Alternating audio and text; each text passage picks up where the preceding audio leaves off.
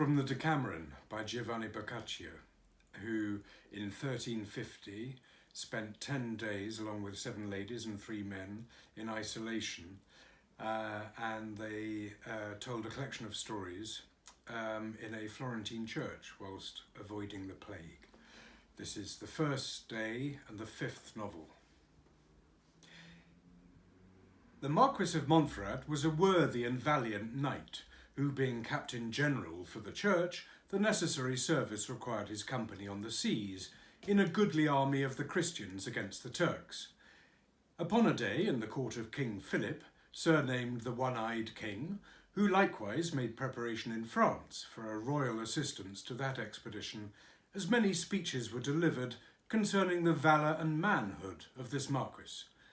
It fortuned that a knight was then present who knew him very familiarly,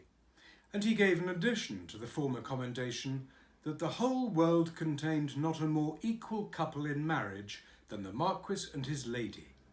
For, as among all knights, the Marquis could hardly be paralleled for arms and honour. Even so his wife, in comparison of all other ladies, was scarcely matchable for beauty and virtue. Which words were so weighty in the apprehension of King Philip, that suddenly, having as yet never seen her, he began to affect her very earnestly, concluding to embark himself at Gênes or Genoa, there to set forward on the intended voyage, and journeying thither by land, he would shape some honest excuse to see the Lady Marquis, whose lord being then from home, opinion persuaded him over fondly that he should easily obtain the issue of his amorous desire. When he was come within a day's journey, where the Lady Marquis then lay, he sent her word that she should expect his company on the morrow at dinner. The lady, being singularly wise and judicious, answered the messenger that she reputed the king's coming to her as an extraordinary grace and favour, and that he should be most heartily welcome. Afterward, entering into further consideration with herself, what the king might mean by his private visitation, knowing her husband to be from home, and it to be no mean bar to his apter entertainment. At last she discreetly conceited, and therein was not deceived, that babbling report of her beauty and perfections might thus occasion the king's coming thither, his journey lying else a quite contrary way. Notwithstanding being a princely lady, and so loyal a wife as ever lived, she intended to give him her best entertainment, summoning the chiefest gentlemen in the country together to take due order, by their advice, for giving the king a gracious welcome. But concerning the dinner and diet for service to his table, that remained only at her own disposing. Sending presently abroad, and buying all the hens that the country afforded, she commanded her cooks that only of them, without any other provision beside, they should prepare all the services that they could devise. On the morrow the king came according to his promise,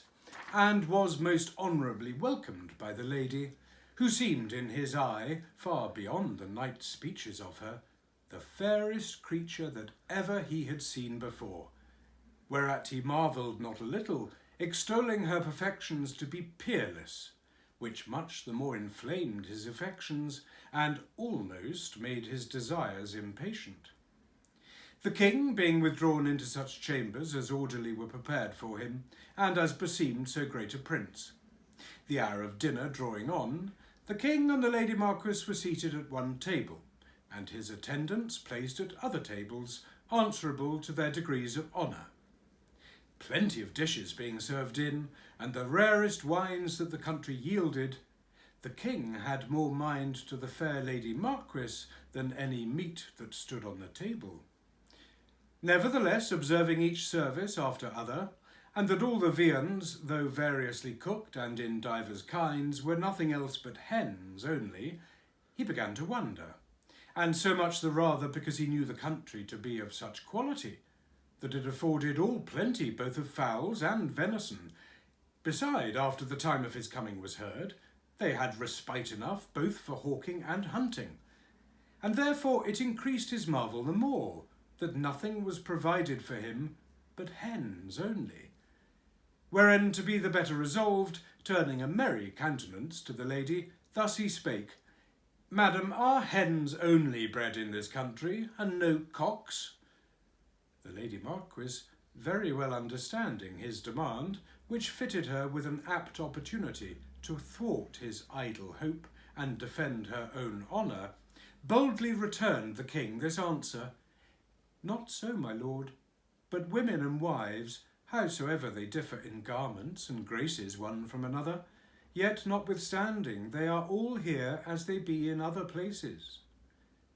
When the king heard this reply, he knew well enough the occasion of his hen dinner, and also what virtue lay couched under her answer, perceiving apparently that wanton words would prove but in vain, and such a woman was not easily to be seduced. Wherefore, as he grew enamoured on her inconsiderately, so he found it best fitting for his honour to quench this heat with wisdom discreetly. And so, without any more words, or further hope of speeding in so unkingly a purpose, dinner being ended, by a sudden departing, he smooth-shadowed the cause of his coming, and thanking her for the honour she had done him, commended her to her chaste disposition, and posted away with speed to Gênes.